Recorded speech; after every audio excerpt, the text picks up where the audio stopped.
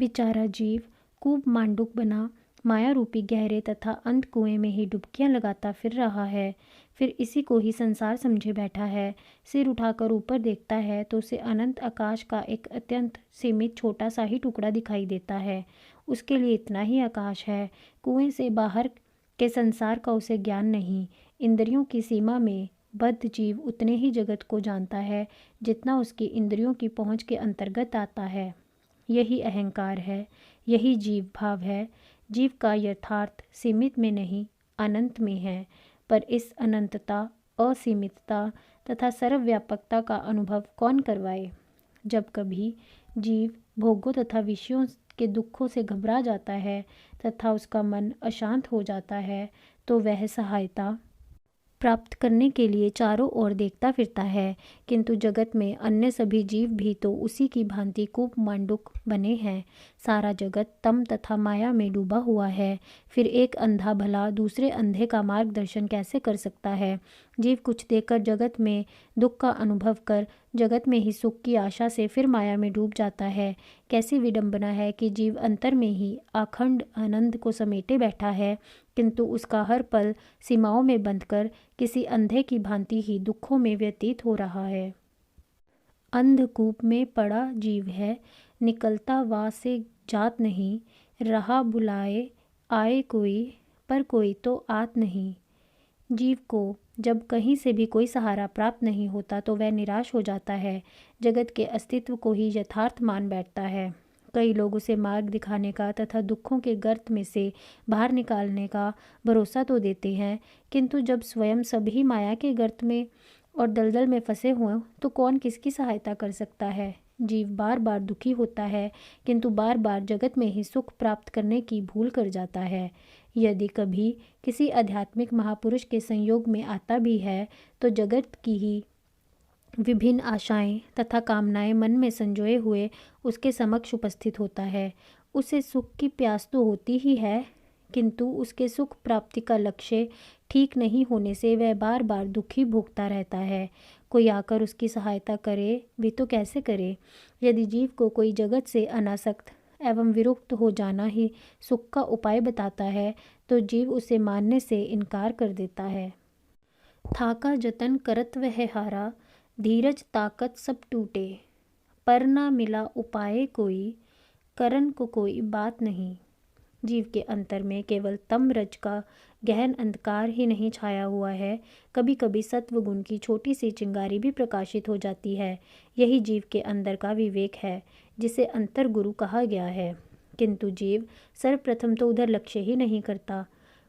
यदि कभी उधर उसका लक्ष्य जाता भी है, तब वह विवेक रूपी अंतर आवाज को सुनकर उसके अनुकूल आचरण करने का प्रयत्न भी करता है, तो उसका अहंकार भी उसके साथ ही खड़ा हो जाता है। यदि यह कह जाए कि अहंकार तो सदैव बना ही रहता है, तो इसमें भी कोई अतियुक्ति नहीं होगी। जब साधक अहंकार तमरज युक्त होकर जगत से हटने तथा प्रभु की ओर आगे बढ़ने का प्रयत्न करता है, तो अहंकार, आसक्ति तथा वासनाएं उसे कई प्रकार के प्रलोभन दिखाकर भ्रमित कर देती हैं। जीव अहंकार युक्त प्रयत्न करते करते थक जाता है। धीरे धीरे उसका साधना एवं अध्यात्म मार्ग पर विश्वास डगमगाने लगता है। उसका उत्साह क्षीण होता जाता है। उसे ऐसा कोई उपाय दिखाई या सुझाई नहीं देता जो उसे जगत बंधन से छुटकारा दिलवाकर सदैव के लिए सुख की प्राप्ति करवा सके। जीव बार बार गिरता उठता है, आगे बढ़ने का प्रयत्न करता है, कुछ दूर आगे बढ़ता भी है, किंतु फिर गिर जाता है। इसी तरह गिरते उठते जीव की अवधि समाप्त हो जाती है तथा 84 लाख योनियों के अनंत तथा अथाह माया रूपी समुद्र उसके समक्ष उपस्थित हो जाता है। यह जग बनिया कूप समाना, यों तो लोग अनेकों हैं, पर डूबे सारे ही तम में, कोई अपना तात नहीं। जगत बड़ा विशाल है, अनेकों देश तथा अरबों की जनसंख्या है। पशु पक्षी कीड़े मकोड़े तथा जलचरों की संख्या का तो अनुमान भी नहीं लगाया जा सकता, किंतु फिर भी यह जगत एक कुएं के ही समान है, क्योंकि प्रत्येक जीव अपनी इंद्रियों से बंधा हुआ है। सबका लक्ष्य बाहरी जगत ही है। इसलिए यदि कहा जाए कि सारा जगत ही तम अंधकार में डूबा हुआ है तो यह भी गलत नहीं। वासना, स्वार्थ एवं अहंकार का खुला नृत्य सभी ओर घटित हो रहा है। कुछ विचित्र सी आपाधापी मची है। सब अपने अपने स्वार्थ में ही डूबे हैं। ऐसे में यदि कोई किसी को अपना दुख सुनाना भी चाहे तो उसे कोई सुनने वाला भी नहीं मिलता। इसके विपरीत उस पर कटाक्ष करना, उससे घृणा करना तथा उसकी निंदा का अवसर खोजने में ही सभी जुटे हुए हैं। कोई भी अपना हितैषी अथवा मार्गदर्शक मिलना सारे जगत में अत्यंत कठिन हो रहा है। राम निकाले राम बनाए, राम सहारा दे आए, दूजा कोई और सहारा, बंधु भगिनी मात नहीं। ऐसे में इस जगत बंधन से छुटकारा दिलवाने में समर्थ, सबके हितैषी एवं उपकारी केवल मात्र प्रभु ही हैं। प्रभु कृपा से ही हमें यह अनुपम एवं दुर्लभ शरीर की प्राप्ति हुई है। वही हमारा हाथ पकड़कर सहारा देकर हमें माया रूपी अंधकार से बाहर निकाल सकते हैं। जगत के सभी रिश्ते नाते, मित्र बंधु सभी अपने अपने स्वार्थ में लगे हुए हैं। विवेकी साधक इस बात को भली प्रकार समझ सकता है कि केवल मात्र प्रभु का सहारा ही वास्तविक सहारा है, किंतु जीव ईश्वर का सहारा नहीं लेते हुए जगत के पदार्थों, साधनों एवं मनुष्यों का ही भरोसा करता है। वह बार बार जगत से धोखा खाता है, किंतु फिर जगत की ओर ही भागता है। जगत के प्रति भरोसा करने में ही जीव की विवशता, उसका अहंकार ही है। तीर्थ शिवोम सुनो मनमूरख, छोड़ जतन सब अपना तू, राम शरण ही राम चरण ही, दूजा कोई हाथ नहीं। सतशास्त्र एवं संतवाणी जीव को सचेत करते हुए उसे बार बार समझाती है कि ए मूर्ख, अपने अहंकार युक्त प्रयत्न पर भरोसा मत कर, अपने विश्वास का आधार जगत में मत खोज। सारी जगत मिथ्या रूप है, इसमें सत्य एवं स्थिर रहने योग्य कोई भी पदार्थ अथवा प्राणी नहीं है। तेरा प्रयत्न भी अत्यंत सीमित है, क्योंकि वह भी तेरी सीमित इंद्रियों पर ही आधारित है। तेरे पास केवल एक ही मार्ग है कि प्रभु के आश्रित हो जा, उसी की शरण ग्रहण करने में कल्याण है। प्रभु चरण ही तेरे अंतर एवं बाहरी जगत में कण कण में विराजमान है। इसीलिए प्रभु ही केवल मात्र एक विश्वसनीय है। जीव के द्वारा आसक्ति युक्त, अहंकार युक्त, अध्यात्म विरोधी किए हुए कुकर्मों के प्रति पश्चाताप का भाव उदय हुए बिना अध्यात्म का मार्ग प्रशस्त नहीं होता है। पश्चाताप की अग्नि प्रज्वलित हुए बिना चित्त में संचित पाप राशि भस्मीभूत नहीं होती, तथा अशुभ कर्मों के क्षीण हुए बिना अंतर में अध्यात्म प्रकाश भी आलोकित नहीं होता। यदि विचार कर देखा जाए तो पश्चाताप से ही साधना का श्री गणेश होता है। जैसे जैसे साधक उत्तरोत्तर आगे बढ़ता जाता है, वैसे वैसे अंतर से ना जाने कब कब के एकत्रित किए हुए अशुभ कर्म सामने आते जाते हैं। अतः साधक के अंतर के पश्चाताप की प्रज्वलित अग्नि काफ़ी लंबे समय तक चित्त में सुलगती रहती है। इस अग्नि का सुलगते रहना जीव के मन में दोषों एवं दोषों के अवगुणों के प्रति घृणा का भाव तथा साधना की निरंतरता बनाए रखने में बड़ा सहायक होता है। जैसे जैसे कालगति आगे बढ़ती जाती है, जीव की निश्चित आयु में से समय कम होता जाता है। संसारी लोग भले ही अपने जन्मदिन पर प्रसन्नता का भाव अभिव्यक्त करने के लिए समारोहों का आयोजन करें, किंतु एक गंभीर साधक यही सोचने पर विवश होता है कि जीवन का एक अन्य वर्ष व्यर्थ व्यतीत हो गया। इस तरह करते करते जैसे जैसे जीव इंद्रियों के शिथिल हो जाने पर मृत्यु के समीप पहुंचता जाता है, उसके अंदर पश्चाताप की अग्नि तीव्र से तीव्रतम होती जाती है। उसका मन जगत से छुटकारा प्राप्त करने तथा प्रभु मिलन के लिए तड़पता है। मोड़ अंतिम वेल का भी है निकलता जा रहा, जो चढ़ा सूरज गगन में वह है ढलता जा रहा। मृत्यु ही जीवन का अंतिम मोड़ है। इस मोड़ पर मुड़ जाने के उपरांत दृश्यमान जगत सदैव के लिए दृश्य हो जाता है। वह जगत में कुछ भी कमाया, बनाया, संवारा, बुलाया, भगाया सब छूट जाता है। जीव के साथ भौतिक जगत का कण मात्र भी नहीं जा पाता। यदि साथ जाता है तो केवल शुभ अशुभ कर्मों के चित्त में संस्कार मात्र ही। यह अंतिम वेल अर्थात मृत्यु जीव की जीवन लीला का समाप्ति समझना चाहिए। जैसे जैसे साधक को यह मृत्यु रूपी मोड़ अधिक से अधिक पास आता दिखाई देता है, उसके मन की छटपटाहट तथा पश्चाताप की अग्नि भी अधिकाधिक तीव्र होती जाती है। यह बात संसारी जीवों पर लागू नहीं होती, क्योंकि उनका तो प्रत्येक प्रग मृत्यु की ओर बढ़ता है, किंतु वह मुड़कर पीछे की ओर जगत को ही देखते जाते हैं। किंतु साधक का लक्ष्य जगत से हटता जाता है तथा मृत्यु रूपी मोड़ पर ही एकाग्र होता जाता है।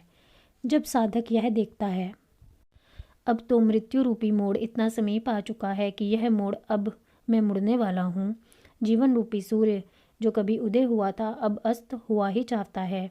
उसका लक्ष्य दृश्यमान जगत की ओर से उदासीन होकर अपने अंतर की ओर मुड़ जाता है तथा मन में संचित बचे हुए पाप कर्मों के संस्कार जो कि अध्यात्म उत्थान में विघ्न बने बैठे हैं उसके समक्ष उजागर हो जाते हैं।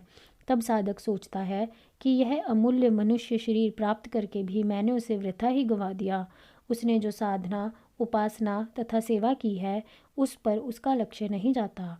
जो उसको करना चाहिए था किंतु उसने नहीं किया, उसकी ओर लक्ष्य जाता है। अतः उसे जीवन निरर्थक व्यतीत होता हुआ दिखाई देता है। साधक के अंतर में जो संस्कार क्षीण हो चुके हैं वह उन्हें नहीं देखता, जो बाकी है उन्हीं की तरफ उसका ध्यान जाता है। जो चढ़ाई वह चढ़ चुका है उसको नहीं देखता, जो चढ़ना बाकी है उस पर विचार करता है। अतः साधक सदैव ही पश्चाताप की अग्नि में ही जलता रहता है।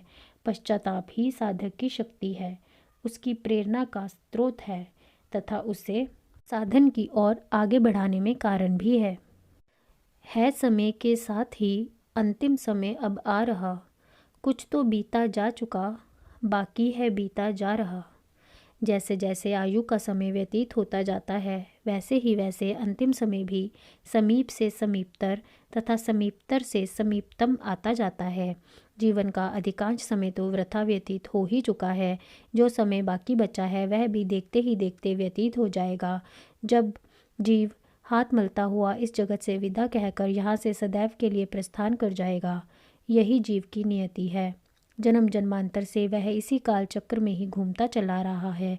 इसी चक्र में से निकलने का कोई मार्ग उसे दिखाई नहीं देता।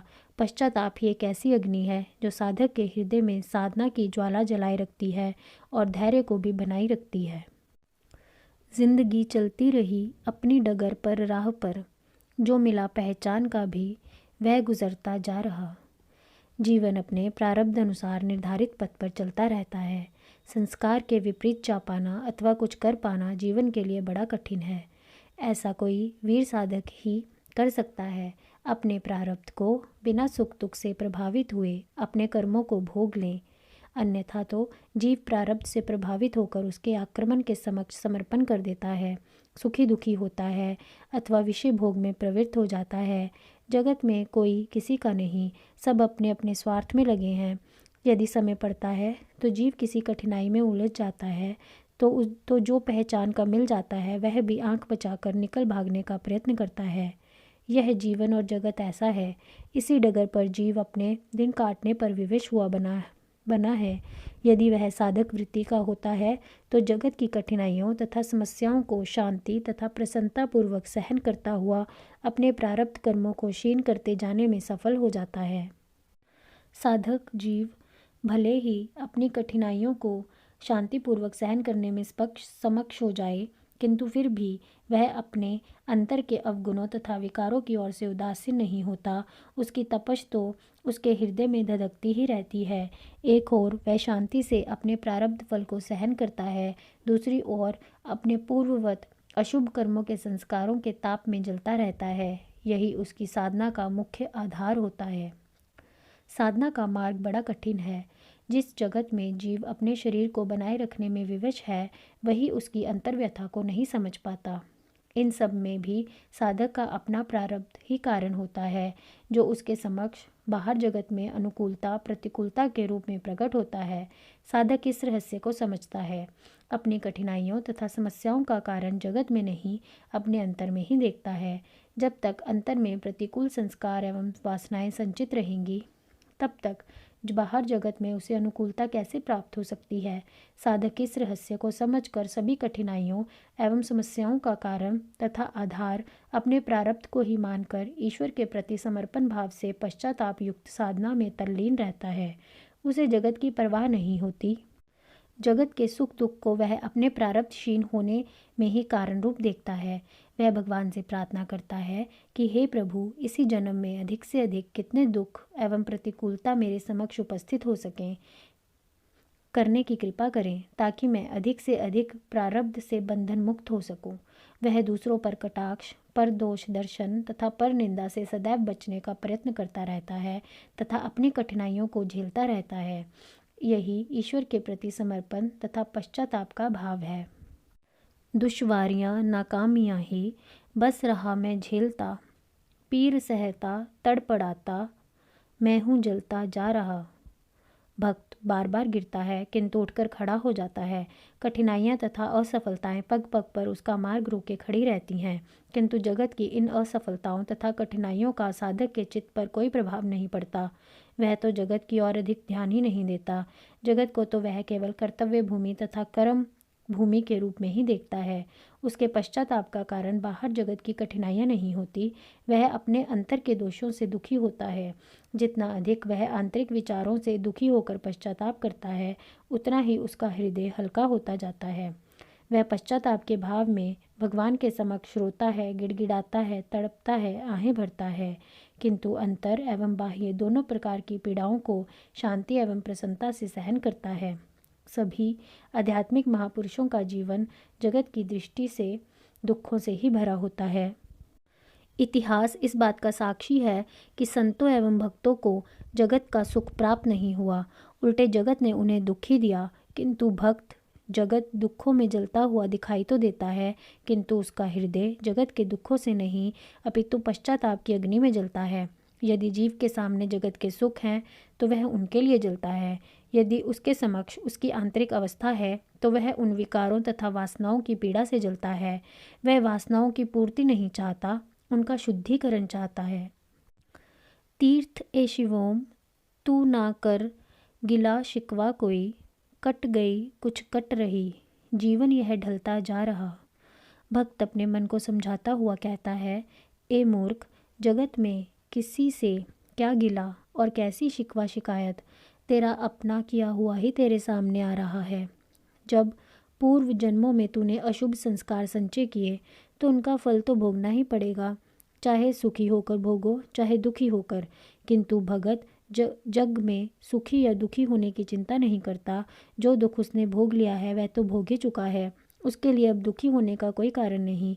अब जो आने वाला दुख है उनसे बचना वह अपना कर्तव्य समझता है।